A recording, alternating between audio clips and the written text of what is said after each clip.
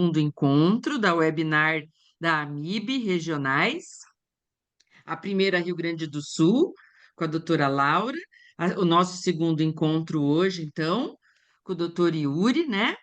Com o tema ventilação não invasiva no edema agudo de pulmão. E o professor Yuri Curlin Goss é integrante, então, atual, né, da gestão atual do Departamento de Fisioterapia da AMIB, da gestão 24-25.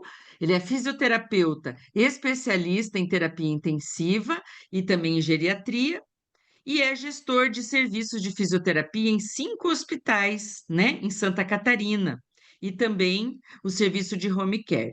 Além disso, professor de pós-graduação da Associação Brasileira de Medicina Intensiva e também da Faculdades Inspirar. Então, obrigada, professor Yuri. Passo a palavra para você. Boa. Valéria, obrigado aí a apresentação, obrigado aí pela presença, né? Valéria, para quem não conhece, né, faz parte do departamento, da diretoria do departamento da Sotipa, né, do Paraná, e uma pessoa muito presente, uma pessoa, né, muito envolvida aí em publicação, envolvida, né, num trabalho de ponta aí no Paraná. Então, grande honra te ter junto aqui hoje, Valéria. Vamos lá. Pessoal, a gente vai falar hoje então sobre ventilação não invasiva, no edema agudo de pulmão, tá? Eu preparei um material um pouco, vamos dizer assim, um pouco amplo ali, no sentido de a gente olhar vários pontos em relação ao edema agudo de pulmão, relacionado à ventilação não invasiva. Vamos lembrar, o que a gente vai falar hoje aqui é basicamente direcionado para o ambiente de terapia intensiva, tá? Então a gente vai elaborar algumas perguntas, se quiserem colocar no chat, até mesmo, né, não é tranquilo, se alguém quiser abrir o microfone também e falar, tá? É possível. Quer dizer, não sei se é possível aí no Zoom, se ele permite isso, né? Mas se Valéria quiser comentar alguma coisa e tal, né? Se der qualquer problema, eu também vou ficar antenado aqui, problemas de conexão, né? Valéria, por favor, me avise aqui no telefone, tá? Vou tentar não ser breve e objetivo. Então, vamos lá. Quando a gente fala, né, em congestão pulmonar e a gente fala em edema pulmonar, a gente está falando basicamente, né, esse trabalho de 2005 do New England foi um dos trabalhos bem icônicos, né, que mostrou talvez uma das melhores figuras explanativas ali sobre esse equilíbrio, né, dos líquidos dentro dos pulmões. Então, basicamente, o que que nós temos? Deixa eu botar só o ponteiro aqui, apontadora laser, ótimo. Né? Então, o que que nós temos de equilíbrio de líquidos aí dentro dos pulmões, né? Nós temos primeiro o que nós chamamos de uma pressão hidrostática, né? E o que nós chamamos, né, de um gradiente oncótico vascular. Ou seja, né, quando a gente fala em pressão hidrostática, a gente está falando na pressão nos capilares pulmonares. Então, dependendo da pressão dos capilares pulmonares, nós vamos ter maior extravasamento de líquido ou não.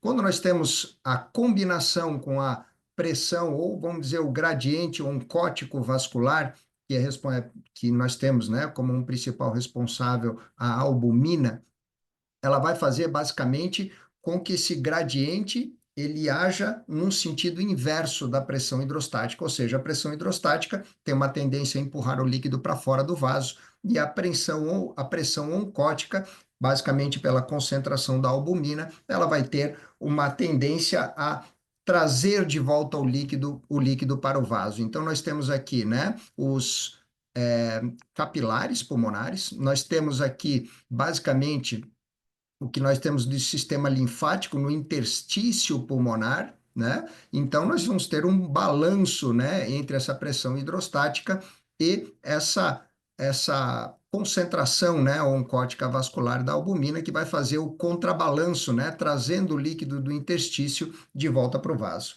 Paralelo a isso, nós vamos ter também a pressão hidrostática e essa concentração oncótica intersticial, que é por outras proteínas. Então, quando a gente pensa nesse equilíbrio hídrico, né, do espaço intersticial, nós vamos ter principalmente, né, a pressão hidrostática, que ela vai depender do volume de líquido no espaço intersticial, nós vamos depender da capacidade de drenagem linfática dos pulmões, e esse trânsito que tem, né, para dentro desse espaço intersticial. E aí, ou seja, quando nós temos a pressão hidrostática do espaço intersticial, ela vai ser responsável em acabar jogando esse líquido para dentro do alvéolo, né? E a concentração oncótica, ela vai ter uma tendência a trazer de volta esse líquido que está dentro do alvéolo, esse líquido que vai fazer a nossa famosa congestão pulmonar, o nosso edema pulmonar, vai trazer de volta para o espaço intersticial. Aqui falando rapidamente, né? Hoje a gente vai se concentrar basicamente no edema pulmonar cardiogênico. Eu vou citar os outros tipos de edema pulmonar, mas a gente vai falar da ventilação não invasiva direcionada para o edema cardiogênico. A gente até pode depois elaborar eventualmente, né, o uso ou não da ventilação não invasiva em outras etiologias da congestão pulmonar. Mas o cardiogênico, ele se deve basicamente a que causas? Hipervolemia, hipertensão arterial. Nós vamos ver que a causa do edema agudo cardiogênico, vão ser algumas, aonde a identificação dessas causas, elas vão ser o direcionamento raiz, digamos assim, daquilo que precisa ser priorizado. Então, nós vamos ter como envolvidos, né, hipervolemia, hipertensão, disfunção renal grave, que vai ajudar nessa retenção hídrica também, e as disfunções de câmaras esquerdas cardíacas. Vai ter um esqueminha de desenho que ele é muito didático, para fazer a gente entender, né, que quando nós temos uma disfunção de câmaras cardíacas esquerdas, nós vamos ter literalmente uma congestão, ou seja, um represamento daquele líquido para o que está antes do coração esquerdo. Isso é basicamente veias pulmonares e pulmões. Então, essas câmaras cardíacas, as disfunções das câmaras cardíacas podem ter diversas causas. As principais são miopatias, coronariopatias, infecções, por exemplo, as endocardites, né, valvulopatias, arritmias e até mesmo toxinas, como álcool, por exemplo. Quando a gente pensa, né, no edema agudo não cardiogênico, nós vamos pensar em algumas causas para isso, e a gente vai ver também um desenho desse trabalho do New England de 2005, que ele também é bem didático em falar em mostrar basicamente a diferença nesses dois tipos de edema, né? Então, nós temos algumas outras causas para o edema não cardiogênico, que seria a pneumonia, a sepse, a albuminemia. Lembra que a gente falou que a albumina ela aumenta a concentração, né, sanguínea, ou seja, ela aumenta essa pressão oncótica, ou seja, ajuda a trazer aquele líquido que está fora do vaso para dentro de vaso de volta, ou seja, quando eu tenho albuminemia, eu tenho a maior extravasamento de líquido para fora do vaso. Pressão negativa abrupta do espaço pleural, ou seja, uma drenagem, né, de um pneumotórax, isso aí faz com que o espaço pleural fique com uma pressão negativa é, é, abrupta, né, e isso faz com que se tenha, né, realmente ali um-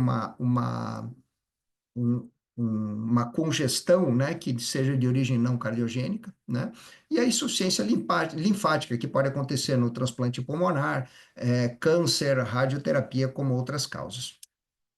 Quando a gente fala num edema pulmonar que não é muito famoso, né, não é muito uma prática, porque a gente está envolvido também numa situação de disfunção de neurológica, basicamente, que é o trauma crânioencefálico, né? Existem outras, que é o edema pulmonar neurogênico, né? Então, quando eu tenho um edema pulmonar neurogênico, normalmente ele é relacionado ao trauma, mas algumas situações, inclusive, como hematoma subaracnoide, podem fazer essa cascata, né? Esse gatilho para essa cascata que causa o edema pulmonar neurogênico. Então, basicamente, o que nós vamos ter, né, com esse primeiro impacto seria uma descarga dessas catecolaminas do sistema nervoso simpático, que vai aumentar, né, essa pressão hidrostática e a permeabilidade capilar, desculpe, permeabilidade capilar e vai fazer o inundamento, né, dos nossos alvéolos.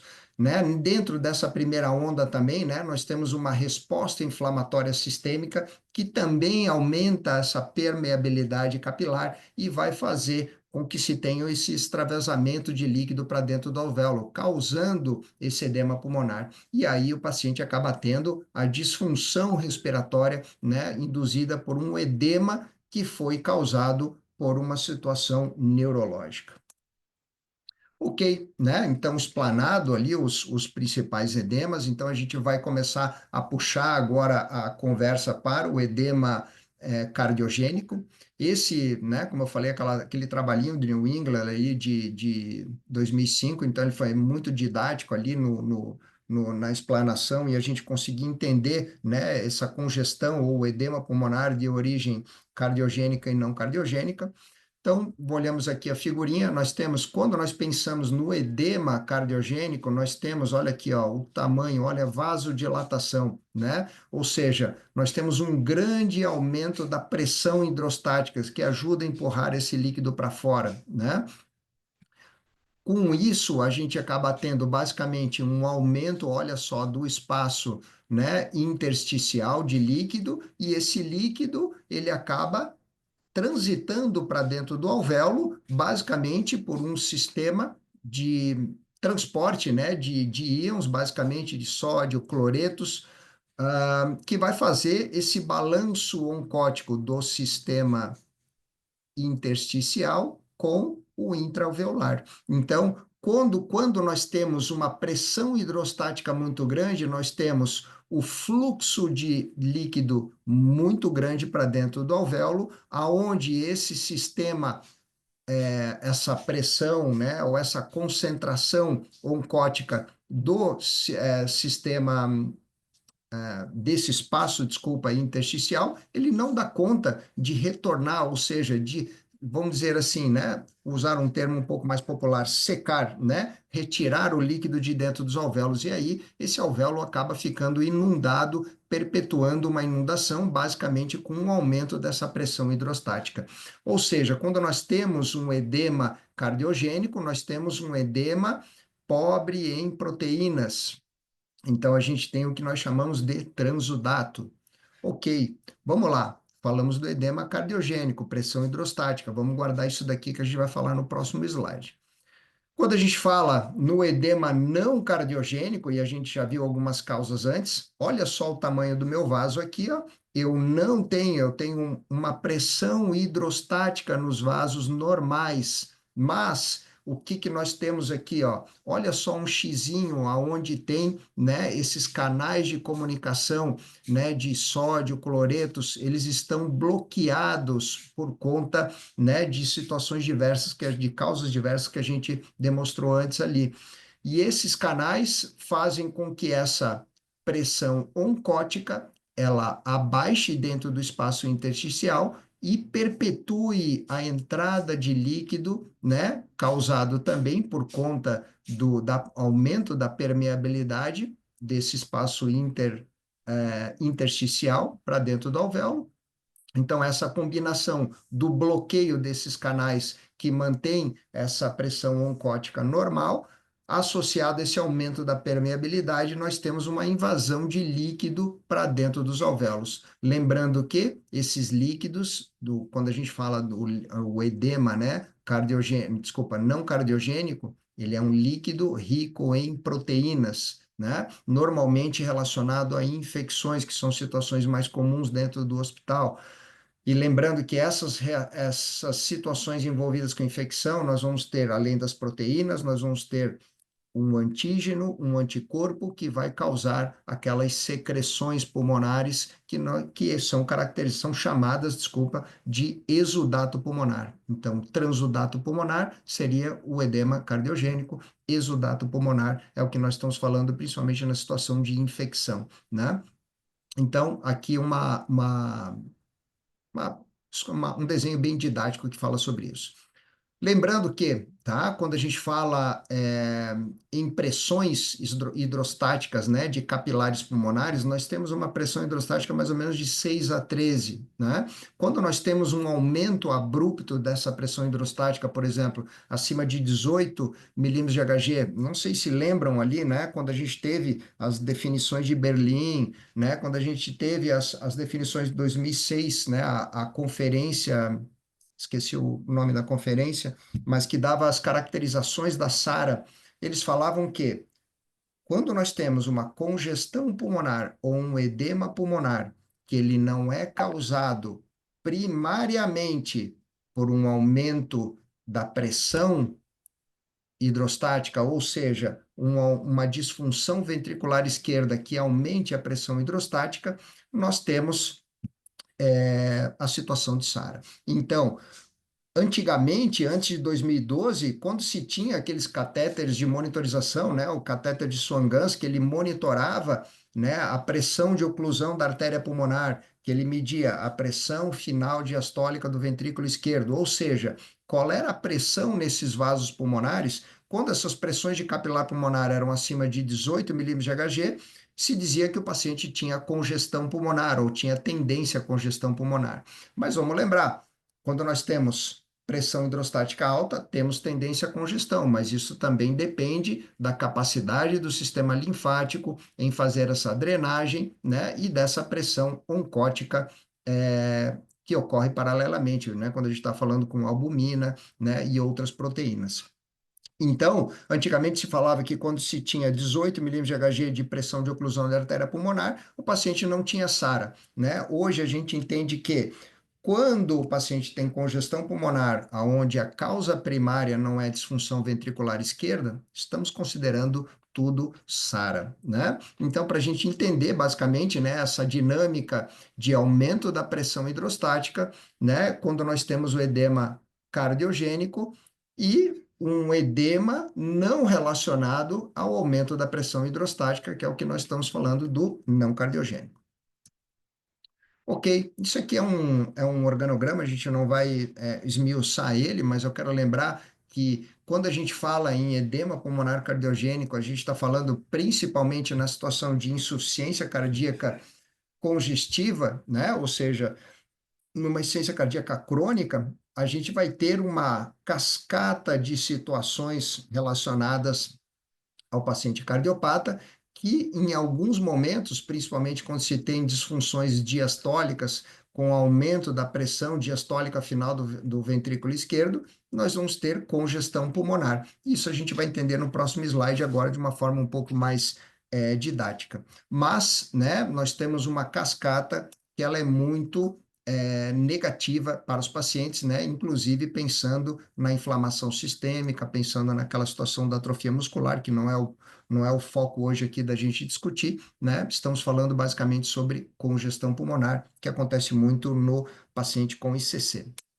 E o paciente infartado também, a gente vai falar de umas polêmicas aí do paciente infartado. Vamos lá. Então, o edema agudo cardiogênico, né, para a gente colocar aí num resumo geral, né, depois dessa apresentação desses slides diferentes, nós vamos ter o quê? Basicamente, alguma situação que vá me trazer disfunção de câmeras cardíacas esquerdas. Essa disfunção de câmeras cardíacas esquerdas, elas vão fazer o quê? Um aumento na pressão hidrostática das veias pulmonares e, consequentemente, dos capilares pulmonares, quando eu tenho um acúmulo desse sangue para cá. E isso vai me trazer, basicamente, a congestão pulmonar e uma tendência a derrame pleural. Então, a gente sabe que quando nós estamos falando no edema agudo cardiogênico, nós estamos falando, basicamente, em situações de disfunção ventricular ou disfunção de câmeras cardíacas esquerdas, né? Podemos ter aqui, ó, na válvula mitral, uma estenose da mitral, onde eu não tenho disfunção do ventrículo esquerdo, eu só tenho disfunção de átrio esquerdo, e eu vou ter a congestão pulmonar da mesma forma. Aqui, interessante esse slide, tá? Onde ele fala dos potenciais benefícios, né, do dos efeitos da ventilação não invasiva. Então, a gente vai ter, né, uma melhora da encefalopatia relacionada à hipercapnia. Lembrando que pacientes que fazem hipercapnia, retenção de CO2, quando nós temos retenção de CO2, né, não é a etiologia principal quando a gente fala em edema agudo, porque a primeira coisa que acontece é a hipoxemia, mas alguns pacientes evoluem com hipercapnia associada, geralmente com condições pulmonares associadas. Mas, quando nós temos o acúmulo de CO2 no sangue, nós temos basicamente dois efeitos: um efeito de vasodilatação e um efeito narcótico. Então, quando nós temos CO2 aumentado, nós temos uma narcose, ou seja, né, nós temos um rebaixamento do nível de consciência por conta do PCO2. Então, se eu coloco a ventilação não invasiva, principalmente BiPAP, eu trato a hipercapnia, eu melhoro a encefalopatia. Ou seja, eu melhoro a encefalopatia, no neurológico eu evito que eu tenha que sedar ou que eu tenha que deixar esse paciente um pouco mais rebaixado também para controle clínico geral. Na não invasiva, quando a gente pensa em potenciais efeitos cardiovasculares, isso eu quero jogar alguns poréns também, né? Nós vamos ter uma tendência, vamos lembrar, pessoal, tendências, tá? Quando a gente estuda insuficiência cardíaca, a gente estuda situações dinâmicas com algumas causas, tá?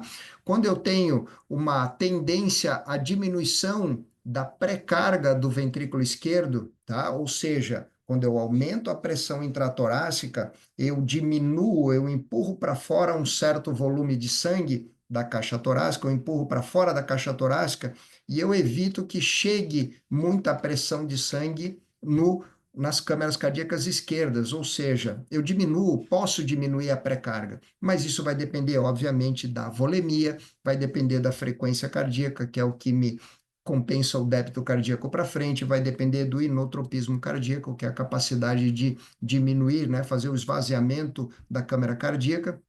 Então, situação dinâmica, né? Quando eu penso também nos efeitos cardiovasculares, né, que é a diminuição basicamente a pressão transmural, que seria basicamente a pós-carga, né, do meu ventrículo esquerdo. Mesma coisa, depende do inotropismo, capacidade do sangue ejetar, depende da frequência cardíaca, né, do coração compensar aquela retenção hídrica, retenção de sangue no ventrículo esquerdo, né? Então isso é uma situação dinâmica, volemia, como a gente já falou, mas existe uma certa tendência também para a gente diminuir o volume de sangue intratorácico, diminuir a pós-carga cardíaca, mas são tendências e depende de vários fatores. Quando eu penso nos potenciais efeitos pulmonares, né, eu estou pensando num contrabalanço, né, da auto-PIP, ou seja, quando se eu tenho situações de retenção aérea, né, principalmente relacionada à asma, DPOC, que podem estar associadas, o PIP extrínseco, ele pode ajudar a contrabalancear, né, com ventilação contralateral, eu evito áreas de aprisionamento aéreo e dependendo da PIP e da PIP imposta ao paciente e da auto-PIP, eu posso ter uma facilitação, né, uma inibição da hiperinsuflação dinâmica. Então, eu vou ter um aumento também, né, que é um efeito pulmonar, né, um aumento do recrutamento alveolar, melhora da troca gasosa, melhora da capacidade residual funcional, diminuição do shunt intrapulmonar, melhora, né, da ventilação perfusão e uma diminuição, principalmente se eu estou falando no binível, né, na ventilação com o BiPAP, uma diminuição da carga que nós temos sobre a musculatura respiratória. Joia. Muito bem, falamos então ali uma pincelada rápida, né, sobre o que a gente tem envolvido dentro do edema pulmonar.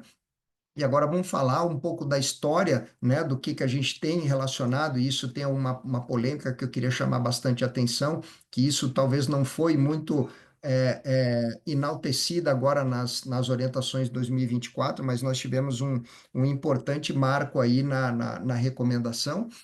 Então, quando a gente fala em ventilação não invasiva, no edema agudo pulmonar cardiogênico, né, a gente já sabe que desde 2007, né, no nosso terceiro consenso de ventilação mecânica, já existia uma recomendação máxima para isso, né? Basicamente, os trabalhos, né, que mais foram mais relevantes na época, eles usavam basicamente um CPAP de aproximadamente 10 centímetros de água, e aí o resultado que eles tiveram com a diminuição do número de intubações foi extremamente positivo, né? Olha lá, 35 controle e 0% dos pacientes CPAP.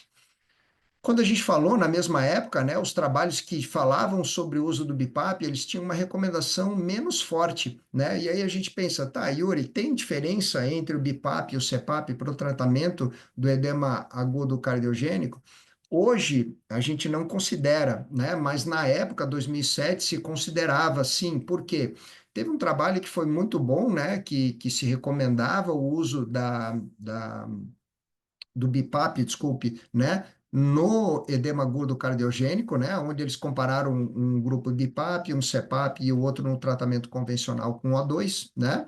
Então a gente teve significativamente o grupo tratado com O2 no tratamento padrão com um número alto de intubações, né? 7% no grupo CPAP, né? E aí, desculpa, no grupo CPAP e BiPAP. Então, o detalhe desse trabalho é o seguinte, que tem a ver tudo aquilo, tem tudo a ver, desculpe, com aquilo que a gente falou em relação à fisiopatologia. Olha só, o EPAP ou a PIP ou o CEPAP que eles usaram com aqueles pacientes nos trabalhos que foram bem-sucedidos, ela era uma PIP chamada de distensão, que distende, que ela joga para fora, né? Ela aumenta a pressão dentro do alvéolo acima daquela pressão hidrostática, ou seja, joga para fora do alvéolo aquele líquido que está remanescente ali dentro, ou seja, uma pressão de 10. Por que que na época talvez isso não evoluiu para uma evidência máxima e tal? Teve um trabalho, esse trabalho aqui ele foi muito famoso, né? Que eles usaram eu não lembro com quantos pacientes, mas esse trabalho até foi interrompido no meio dele por achar que foi fútil a terapia ou que a metodologia deveria ser revisada, mas eles utilizaram um BiPAP com uma PIP utilizada de 5 centímetros de água. E essa PIP fez com que se teve quase o dobro do número de infartos quando comparado ao grupo controle, que usou um CPAP. Então, eles fizeram essa avaliação, né? É, e viram que no grupo BiPAP, né, se teve um número muito aumentado de infartos, eles falaram, opa, peraí, será que o BiPAP tem alguma situação diferente e tal, né? Mas hoje, né, a gente chega a uma conclusão que a grande falha, vamos dizer, metodológica que houve, né, foi se usar uma PIP muito estática, né, muito baixa, que basicamente, provavelmente, pela própria fisiopatologia, ela acabava não retirando aquele líquido de dentro do alvéolo, né? Ou seja, ela pressurizava o pulmão, mas acabava não jogando todo aquele líquido para fora e os pacientes permaneciam com congestão pulmonar e aí evoluíam para situações como o infarto. Provavelmente foi isso que aconteceu, foram as conclusões da época. Quando a gente chegou na nossa diretriz aqui, ó, né, 2003, a gente tem sim, né, tanto o BiPAP desculpa, o CPAP, como dois modos ventilatórios que estão bem recomendados para o uso no edema agudo cardiogênico. A gente tem, vamos lá, pessoal, e aqui é um ponto de atenção e talvez até um ponto de discussão para a gente elaborar na pós-apresentação, mas que, olha só, nós temos hoje ainda uma recomendação que ele é de 5 a 10, tá? Mas quero lembrar o seguinte, pessoal, quanto mais próximo de 5 a pressão, menor a chance da gente vencer a pressão hidrostática, né? Lembra que nós falamos de 5 a 13, quando eu aumento isso aqui até para 18, eu começo a extravasar líquido para fora, milímetros de Hg, então eu preciso de uma pressão maior pulmonar para conseguir vencer essa pressão hidrostática dos vasos e conseguir empurrar o líquido para fora do meu alvéolo novamente. Então, hoje se aceita, né, então em todas as diretrizes, inclusive na 24, que a PIP é de 5 a 10, né? Porém, quando nós pensamos mais próximo de 10, nós normalmente temos uma maior assertividade quando a gente fala em retirada do líquido intraalveolar. E aqui é o grande ponto polêmico, é um grande ponto que eu gosto de chamar a atenção, e eu acho que vale toda a discussão em cima disso, né?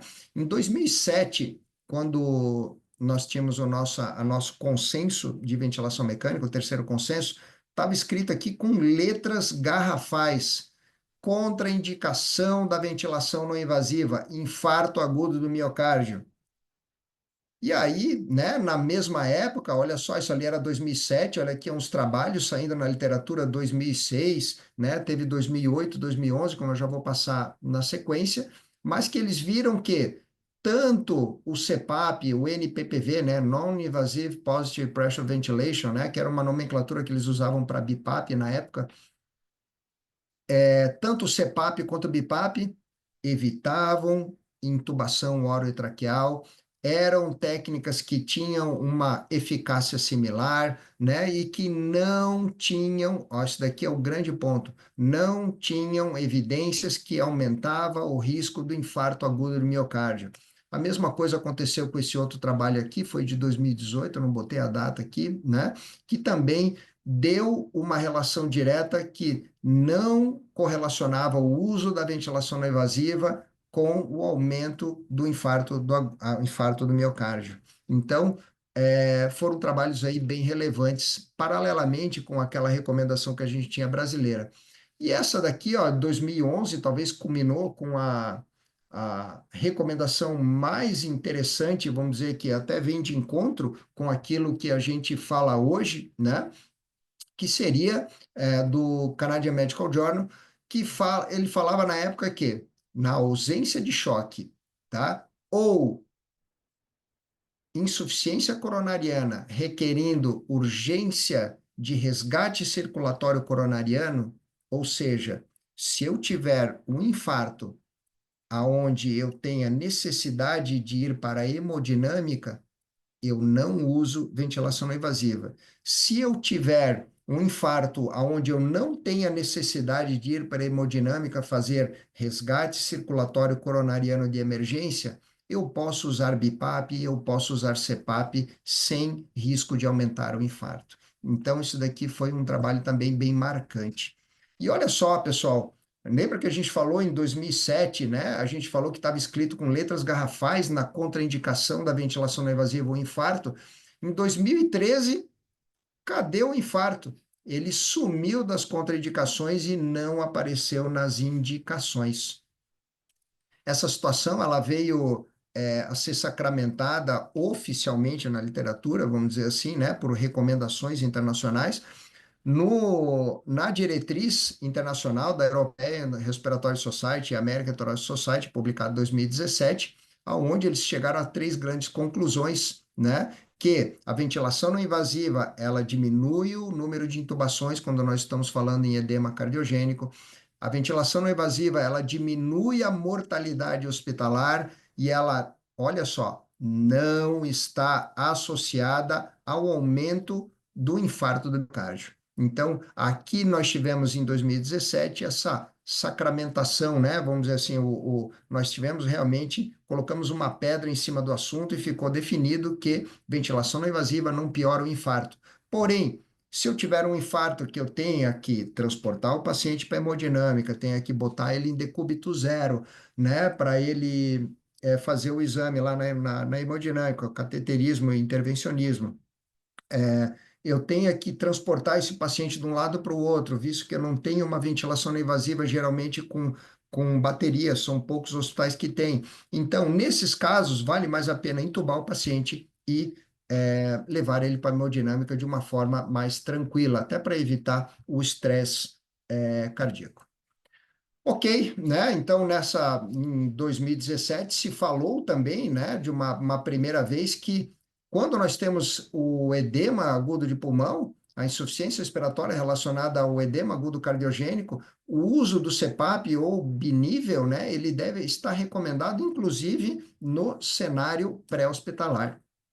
Agora, quando a gente teve as nossas orientações práticas de ventilação mecânica 2024, né? A gente falou aqui, né? Olha só, mesmo os parâmetros que a gente estava falando antes, né? Com a PIP entre 5, olha só, entre 5 e 15, né? Aqui, ó, falamos em ajustar o EPAP, tá? Entre 5 e 10, a pressão do CPAP, desculpa, o EPAP no BiPAP, 5 a 10, tá?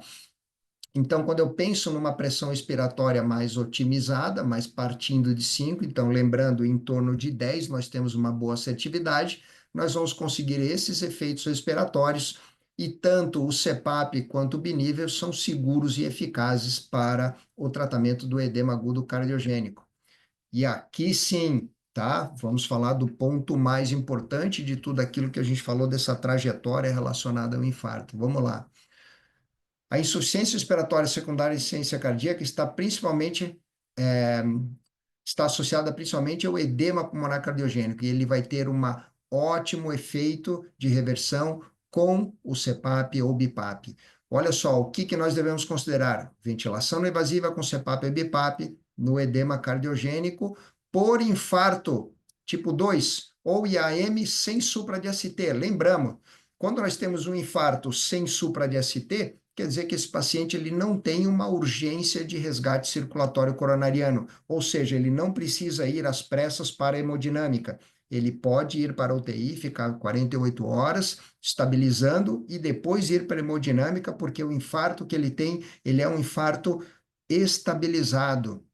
Quando eu estou falando no infarto com supra de ST, eu estou falando num infarto instável, que potencialmente está piorando. Aí sim, a ventilação não invasiva está contraindicada. Então, 2024 agora, a gente teve a recomendação brasileira, que ela se posicionou de uma forma, né, mais contundente em relação aí ao assunto, e sacramentou, tirou um pouco da nossa dúvida no dia a dia, né? Então, a gente sabe que, e voltamos a dizer, lembramos disso, quando eu falo infarto com supra de ST, não quer dizer que se eu usar ventilação não invasiva vai piorar o infarto, não, mas é um paciente que precisa ir para a hemodinâmica fazer resgate circulatório coronariano de emergência. Então, é um paciente que deve ser sedado e intubado para ser levado de uma forma mais tranquila para lá. Então, essa é uma situação extremamente polêmica e é uma situação que agora, né, a gente tem realmente aí um posicionamento bem contundente tanto da MIB quanto da SBPT para isso. Ok, né? Então falamos aqui, né, do principal, né, em relação essa história que a gente teve da contraindicação, quando que usa, quando que não usa, principalmente relacionado ao infarto, porque em relação ao ICC isso aí já era bem estabelecido desde 2007. Então, aqui eu coloquei um print aqui dos protocolos que a gente trabalha em alguns hospitais aí que a gente faz a gestão, né? Então, é basicamente, quando a gente fala em edema agudo pulmonar, a gente vai só lembrar que nós temos...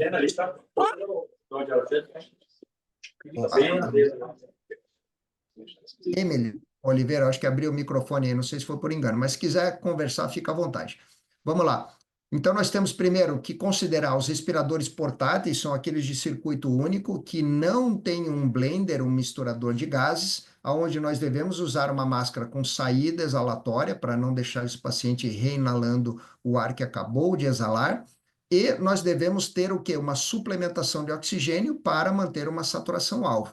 Quando nós temos os respiradores microprocessados em UTI emergência, aqui sim, são aqueles circuitos duplos, né? Nós temos uma máscara que não deve ter a saída exalatória, né? Ou seja, deve ser um sistema hermético fechado com a máscara, e a gente vai colocar uma FO2 específica para controlar a saturação alvo. E quando nós temos o nosso protocolo, a gente pensa num CPAP inicial de aproximadamente 10 centímetros de água.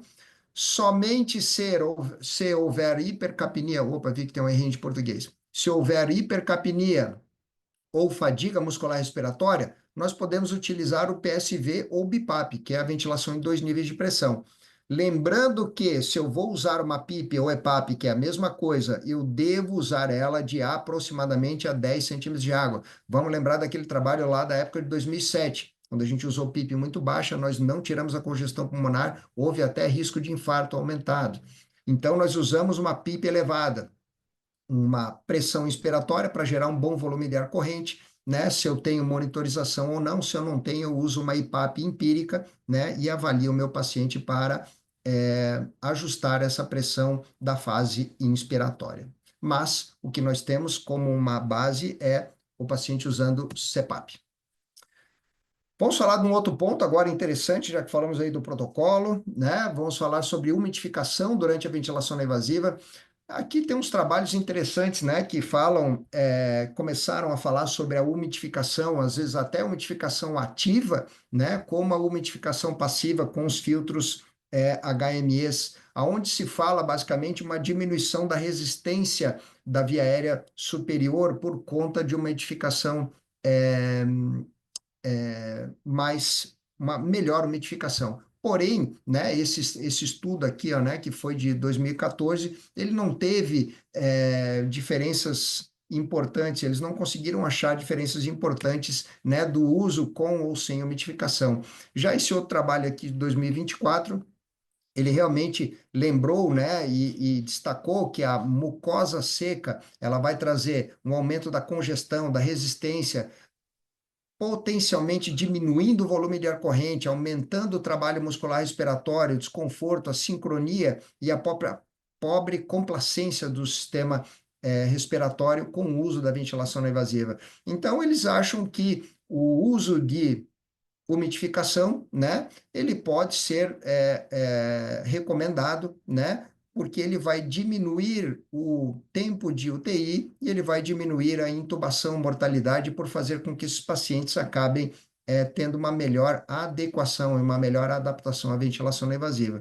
Ainda hoje, eu acho que para a nossa prática, né, talvez Valéria possa falar sobre a pediatria, porque se usa muito umidificação ativa, né, principalmente para pediatria, mas nos adultos a gente ainda vê uma pobre adesão, né, nessa preocupação intra-hospitalar quando a gente fala em umidificação. Aqui, só lembrando, um trabalho da Sobrafir que saiu durante a pandemia, quando a gente fala na umidificação passiva com filtro HME, nós usamos um HME na peça Y e um EPA, né, na válvula exalatória, para não haver a contaminação da válvula e não gerar aerosol para fora. E quando nós temos um filtro chamado HMF, nós não precisamos usar o EPA e usamos somente o HMF aqui na peça Y para fazer a umidificação passiva, né? Só lembrando que quando nós usamos os filtros, nós temos maior retenção de umidade dentro da máscara, e aqui no desenho com uma total face, isso aqui pode ser até um limitante para o uso da máscara também, porque a máscara vai ficar toda embaçada, e isso pode ser bem desconfortável aí para a adesão do paciente e difícil. Vamos lá, né? Só falando rapidamente aqui sobre as interfaces, eu quero chamar a atenção, né, de quando nós estamos falando para edema agudo cardiogênico, nós estamos pensando normalmente numa máscara facial, total face ou helmet. Por quê? Nós temos uma EPAP mais otimizada, nós temos uma PIP que ela deve ser otimizada para vencer aquela pressão hidrostática. Então, quando nós temos uma PIP maior, nós devemos usar uma máscara maior que vai segurar basicamente nariz e boca. Quando nós temos uma máscara só nasal, eu vou ter uma dificuldade em manter a boca fechada e despressurizando a via aérea. Então, pensamos em máscara oronasal, facial total, helmet, né? E hoje a gente não tem uma prova exata, né, de qual máscara que seria superior, né, entre essas três. Porém, é uma coisa que está bem estabelecida. Quando eu tenho uma tendência a uso prolongado da ventilação não invasiva, o helmet ele tem uma tolerância muito maior do que os outros dois tipos de máscara. E quando eu penso na falha da ventilação não invasiva, né? Então, sabe que a literatura, ela não, os nossos diretrizes, orientação, eles não deixaram muito claros assim, né, os conceitos padronizados do que seriam falha. E na básica, basicamente, com o que a gente pensa, é o que esse trabalho fala, né? Quando a gente fala em falha da ventilação não invasiva, a gente não conseguiu controlar a insuficiência respiratória, ou seja, né, tivemos uma necessidade de intubação ou um desfecho clínico mais desfavorável. Esse trabalho aqui interessantíssimo, que ele fala da falha da ventilação não invasiva e serve para nós como lição para atenção, apesar de causa ser uma miscelânea, não ser exatamente edema cardiogênico, pulmonar cardiogênico, mas fala de diversas causas, mas quais são as principais em relação ao tempo de falha, né? Então ele falou no tempo imediato, que é em minutos, né? No precoce, que é de 1 a 48 horas, ou na falha tardia, que seria mais de 48 horas. Então, a gente sabe que 15% ele é imediato e em torno de 70% da aplicação da ventilação invasiva, quando a gente pensa em falha, acontece nesse período de 1 a 48 horas. Então, quando nós temos a aplicação da ventilação não invasiva para insuficiência respiratória aguda, a gente sabe que as primeiras 48 horas elas são extremamente importantes e esse paciente deve ser monitorado de perto em relação a alguns pontos que são chaves para esse paciente ter a falha da ventilação não invasiva. Ok, então, só comentando rapidamente, que é um dos pontos que a gente usa muito para a nossa prática clínica, né? Dentro dos nossos, não só protocolos, mas orientações gerais do uso da ventilação não invasiva. Quando eu tenho uma FO2 acima de 50%, eu sei e eu não consegui atingir a minha saturação-alvo, isso desde 2004, né? Já vem recomendado como, né, um preditor de falha da ventilação não invasiva. E isso aqui realmente foi enaltecido agora na última orientação de ventilação. Aqui coloquei alguns pontos, né, de falhas e o que, que nós devemos considerar, né, ou seja, intolerância, piora das trocas gasosas, agravamento da acidose respiratória, hipoxemia não controlada, com uma relação PO2 e FO2 abaixo de 150, piora da condição clínica, agitação, redução do nível de consciência, retirada frequente da máscara, piora da mecânica ventilatória com pressões mais elevadas, né? Ou seja, principalmente pressões inspiratórias acima de 20 centímetros de água. Inclusive, volumes de ar corrente altos demais podem ser também indicadores de falha. Porém, né, quando a gente está falando em dados gerais, a gente pode não ter uma avaliação específica. E aí surgiu a escala ACOR, né, como uma das possibilidades da gente avaliar, né, a eficácia da ventilação não invasiva. A limitação da ACOR, né, que eu vou ter ali o pH e a relação PO2 e FO2, que depende de uma gasometria. Porém, estou sem gasometria, eu vou usar o Glasgow, frequência expiratória, e a chamada relação SPO2-FO2, tá? Aqui eu separei aqui da classificação da SARA, né? Porque eles também estratificam, né? A SARA leve, moderada, grave, né? Quando eu tenho abaixo, olha só, tá? Desculpa, aqui, ó. Abaixo de uma relação SPO2 e FO2 abaixo de 235, quer dizer que eu estou com uma relação PO2 e FO2 abaixo de 200. Então, lembramos, relação PO2 e FO2 abaixo de 150, ela é um ponto de corte bem definido de falha da ventilação invasiva. Então, relação SPO2 e FO2 pode ser bem-vinda também para esse momento. Lembrando que a saturação ela tem que estar acima de 97%. Algumas tabelas que correlacionam, né, a FO2, a SPO2 e a minha relação PO2 e FO2, né, lembrando que aqui eu vou ter uma falha dessa avaliação, mas podem ser tabelinhas também que têm cálculos aproximados com o que a gente mostrou anteriormente. Muito bem, quando ventilação invasiva não dá certo, falhou, pessoal, o que que nós devemos fazer? Vários trabalhos da literatura reforçam isso, a pré-oxigenação, ou seja, mantemos a ventilação não invasiva, ofertamos FO2 100% ou eu aumento a suplementação de oxigênio, preparo a intubação eletiva desses pacientes. Então, isso daqui, a pré-oxigenação feita com ventilação não invasiva, ela é extremamente benéfica para evitar a hipoxemia transitória durante o período de intubação. Pessoal, quero encerrar aqui, eu acho que eu já falei um pouco demais, 45 minutos, era para ter falado menos. Vamos falar no máximo 10, 15 minutos para encerrar até 1 hora o nosso encontro. Mas eu quero chamar todos aqui, convidar para o nosso congresso, o CBMI, né? Congresso Brasileiro de Medicina Intensiva, que vai acontecer aqui do ladinho, Curitiba, esse ano, pessoal. Vamos lembrar, né? Valéria vai estar junto. Nós estamos com esse ano novamente a segunda edição do CBMI, que tem o chamado Amib em Cena, que é uma cena de simulação realística relacionada à mobilização precoce dentro da UTI. Muito legal, pessoal. É uma participação importante da fisioterapia. Ia ser uma grande honra e alegria ter a participação dos colegas no evento agora em Curitiba. Estamos aí, né? Ok, deixa eu stop share aqui. Aí, Laura entrou, ia entrar um pouquinho atrasada. Quem não conhece a Laura, a nossa representante do Departamento de Fisioterapia da Sotirgs do Rio Grande do Sul. Grande alegria estar aqui, Laura. Obrigado. Olá, boa noite, pessoal. Excelente aula, Yuri. Parabéns. E já temos perguntas da Aí, ó. Yagda aqui, ó. Yuri, já para não esfriar o papo. A indicação da umidificação é desde a primeira instalação ou apenas em quem já está fazendo uso né, por um tempo mais prolongado? É uma pergunta bem importante que a gente sempre se questiona, né? quando que eu vou começar ou quando eu vou indicar, porque o paciente já está há muito tempo utilizando. Perfeito, Yagda. A pergunta foi excelente, foi difícil, até vai me deixar numa sinuca de bico aqui para responder, porque leva a interpretações diferentes, tá? Vamos lá.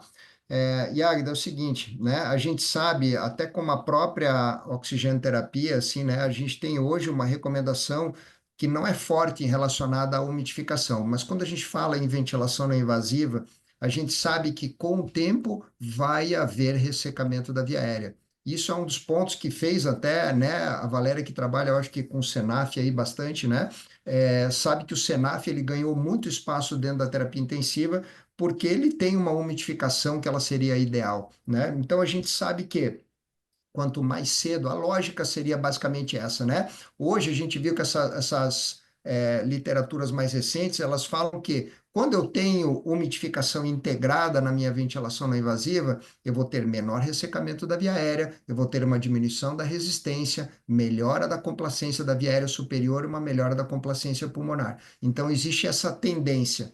Se existe a tendência, apesar de não haver uma evidência forte para isso, a minha opinião é usar o mais precoce possível, né? É claro, se eu estou pensando em usar um caso que eu vai esperar usar 1 hora da ventilação não invasiva, talvez eu não me preocupe com isso, mas quando eu penso no edema agudo cardiogênico, aonde vai depender de algumas horas até estabilizar, dependendo do controle da causa, né? E só lembrando, hipertensão pulmonar, desculpa, hipertensão arterial sistêmica, é uma causa da falência ventricular esquerda, né? Se eu estou falando de uma valvulopatia ou uma miopatia, às vezes eu não vou conseguir controlar, vou ter que entrar com inotrópico, o médico vai ter que entrar com inotrópico, e aí isso aí pode ter, né, um efeito um pouco mais arrastado. Então, a minha sugestão seria começar o mais cedo possível. Eu também acho, Yuri, eu penso na pediatria, aquele paciente hipersecretivo, aquele paciente que tem uma tosse irritativa e que realmente a gente precise intercalar muitas vezes a nebulização, o uso acoplado do aerogen, que é uma outra alternativa bem interessante na Legal, o VNI, mas aerogênio eu é bem concordo, eu legal. acho que tem que individualizar mesmo e que nem sempre nós temos essas bases aquecidas disponíveis. E na pediatria, às vezes, o filtro HEMF, apesar da gente ter, né, o tamanho indicado pela faixa etária, às vezes nesses pacientes que estão retendo CO2, que têm volumes muito pequenos, né, e que são hipersecretivos, às vezes realmente a gente deveria indicar a umidificação ativa.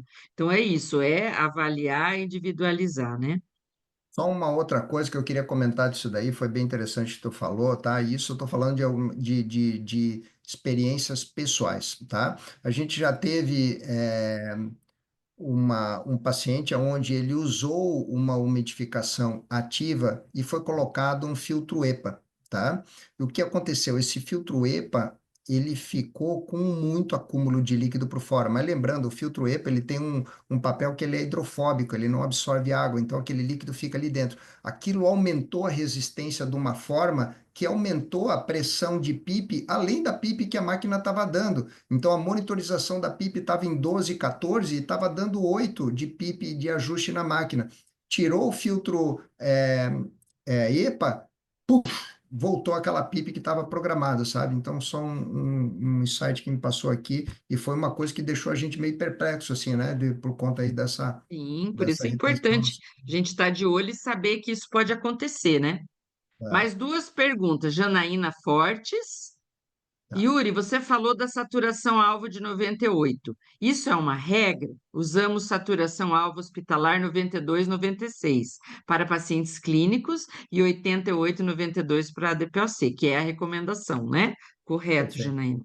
Ó, Janaína, só deixa eu te falar, talvez aí na hora de eu falar ali, eu comecei a ficar preocupado com o tempo, eu comecei acho que a falar um pouco rápido. Mas assim, o que eu quis dizer na hora ali é quando a gente está falando da relação SPO2-FO2, quando eu tenho uma saturação acima de 97, aquela 98, 99 que tinha na tabela, eu não consigo ter uma fidedignidade muito boa da Ah, relação SPO2-FO2. Mas, vamos lá. alvo de saturação, Janaína, foi muito legal ter comentado isso, porque é o seguinte, quando a gente fala para edema agudo cardiogênico, é 92, 96, fato bem sacramentado. Porém, quando nós temos, olha só o que eu vou falar agora, quando eu tenho hipercapnia crônica, o quando que eu desconfio que eu tenho hipercapnia crônica, seja por uma síndrome, hipoventilação, obesidade, seja por uma doença neuromuscular, seja por um DPOC, uma asma grave, o que for, quando eu tiver um bicarbonato acima de 28, isso está no guideline da Tórax agora de 2017, quando eu tenho bicarbonato acima de 27, eu desconfio que esse paciente tem hipercapnia crônica e ele possa fazer a depressão respiratória pela hiperóxia. Aí o meu alvo de saturação é 88, 92. Então, a base para isso é, quando nós temos saturação 88, 92, é para pacientes hipercapnicos crônicos. Desconfiamos quando nós temos um bicarbonato acima de 28. Aí o alvo é esse. Quando eu penso não hipercapnico crônico, 92, 96, bem colocado ali pela Janaína. Perfeito, excelente. Agora a Camila coloca o seguinte: a questão de usar, então, o ACOR, né, que é um preditor de falha sem gasometria, é fidedigno? Bem legal. Muito boa, boa, boa colocação. Eu quis colocar ali o comentário, Camila, porque assim, ó, né, eu não sei qual hospital tu trabalha, mas assim, o hospital, alguns hospitais que a gente trabalha aqui, é muito difícil conseguir uma gasometria, né? Tá lá, paciente SUS, é uma vez, pô, chama o laboratório, às vezes o laboratório está envolvido numa outra emergência, um pronto-socorro, vai demorar quanto tempo aqui para vir, né, na UTI, a gente não tem um gasômetro na UTI, então isso é um fator limitante para nós. Então, se eu tenho uma limitação da gasometria, de alguma forma, eu vou pensar na frequência expiratória, na frequência cardíaca, vou pensar na relação SpO2-FO2 correspondente a PO2 e FO2. Então, quer dizer que eu, de maneira indireta, dos 5 itens, eu consigo avaliar 4, né, de beira de leito. Então, assim, se eu conseguir um score maior do que 5 naqueles 4 itens, eu sei que falhou, né? Então, é isso que eu quis dizer, só botando uma... Porque se a gente não tem gasometria, a pessoa diz assim, não posso usar o Aqua. Não, eu tenho outros possíveis 4 parâmetros que eu possa, né, estar utilizando na beira do leito. Perfeito. E assim, o tempo que você ganha avaliando o o estresse do paciente, muito rápido, e é uma medida objetiva, né? Então, Bem eu acho reconhecido. isso muito legal. Yuri, agora eu que tenho uma pergunta de US$ 1 milhão para você. Eita, né? Yuri, quando a gente vai fazer uma VNI, é um pouco mais genérica, não necessariamente no edema agudo de cardiogênese. Eu Tá. acho, como é para você na prática clínica, daí eu queria também que a Laura depois falasse, a questão da prescrição de parâmetros. Você encontra dificuldade? Eu acho que esse é o ponto que é meu sonho, nós vamos fazer isso, né? Tá. Prescrição de parâmetros. A gente pensa uma coisa, o clínico pensa outra. Queria que você falasse um pouco sobre isso para a gente. Foi muito legal. Laura, eu vou começar, depois tu dá uma pincelada junto aí, mas vamos lá. Isso aí Pode. foi excelente, essa colocação, Valéria, porque é o seguinte, tá? O que que a gente tem? Vocês viram ali, literatura, né? Quando a gente fala é uma PIP ou EPAP de 5 a 10, né? Tudo bem, a gente sabe, essa é a literatura, é a base da evidência, mas a gente sabe que trabalhos que trabalhos que aplicaram, melhor dizendo, a ventilação não invasiva com PIP em torno de 5, nem sempre foi o suficiente. E a gente teve um trabalho muito infeliz que foi citado ali na apresentação, né, com o aumento do número de infarto e tal. Provavelmente porque eles não conseguiram tirar aquela congestão pulmonar. Então, assim, quando a gente fala em prescrição de parâmetros, a gente, pelo menos nos centros onde a gente trabalha, a gente tem uma liberdade para discutir muito isso com os médicos. A gente conseguiu hoje, né, estabelecer um protocolo onde nós temos um norte, né? Começamos com 10. O paciente não tolerou uma PIP de 10, o paciente adulto, eu vou diminuir. Crianças, a gente começa com 8, né? Então, a gente tem um ponto inicial e aí nós olhamos para o paciente e sabemos né, começamos a ter uma noção, vamos dizer, né, daquilo que a gente está sendo mais assertivo ou não. Mas existe prescrições muito loucas por aí, né? Eu vou dizer assim, eu vou citar uma, não tem a ver com a palestra, tá? Mas acontece sempre o residente, coitado, o residente ali, né? Da medicina, mas ele fala ventilação não invasiva 3 vezes por dia, né? Quando é um paciente hipercápnico. Tudo bem, né? A gente sabe que mesmo Uhum. para o hipercápnico crônico, a ventilação não invasiva, BiPAP, ela é favorável para isso. Mas dentro de um hospital onde a gente tem poucos equipamentos para isso, a gente não fica fazendo ventilação 3 vezes por dia profilática, né, com os pacientes. Então, é, não só no caso da hipercapnia, mas, né, é importante as pessoas terem esses valores na cabeça, porque as prescrições às vezes vêm meio distorcidas por aí, né? No edema agudo de pulmão também, eu estava até fazendo umas anotações na aula do Yuri, eu começo a ventilar por pelo menos ali 8 de PIP, então 5 é recomendado, mas eu praticamente nunca iniciei ventilação dessa maneira. Então a gente pega as prescrições malucas, assim excedendo também, colocando uma PIP muito elevada ou outras pressões mais elevadas, em que o paciente não vai tolerar a terapia, né? Acontece também. Isso aí, enfim, né, aquela coisa, né, a gente tem ali essa referência, mas o que precisa ficar na cabeça, né, nessa mensagem de hoje ali, né, é a gente otimizar aquilo ali para cima, em torno de 10. Eu acho que esse é o É. grande coringa aí, né, 8, 10, ele é mágico, assim, né, para a maioria dos... Uhum. Perfeito, gente. Eu acho assim, o pessoal já fez as perguntas, agradeceram. Achei que foi muito legal a gente poder discutir um pouco sobre a percepção dos profissionais, as dúvidas. Eu acho que contemplou, parabéns, Yuri, um monte de informação, muito didático, slides excelentes. Obrigado. Aprendi bastante com você, acho que a turma também ficou animada, né? Porque é aquela coisa assim do dia a dia da vida real, né? Isso. Exatamente, exatamente. Então, só temos a agradecer. Você quer apresentar, Yuri, o nosso próximo encontro? Ó, por favor, mas espera aí, eu vou ter que resgatar a data aqui, Laura, me ajuda aqui. É dia 14 de novembro, certo? 14 de novembro, é isso aí mesmo. É isso aí. Perfeito. Então, Tudo com a 14. Valéria daí. Boa! Aí as nossas Mas duas eu quero os representantes dois, eu aí. não quero só a Laura, quero o Yuri também, o trio, É, trio tá pela certo. Frio, É o que nós trio vamos Parada falar Dura aí. daí, né, isso, nós vamos falar um pouco da mobilização precoce, das barreiras, né? E dessas dificuldades que a gente tem de estabelecer nossos protocolos e por que que elas acontecem, tá, Boa. gente? Então, Show de espero bola. vocês. Mobilização, excelente. Obrigado. Gente, boa noite, foi ótimo estar com Boa vocês. noite. Saudades, hein? Até Obrigado. o CBMI, Opa, se Deus pessoalmente. quiser. Boa. Pessoal, Tchau, obrigado a tchau. presença para todo mundo. Valeu. Tchau.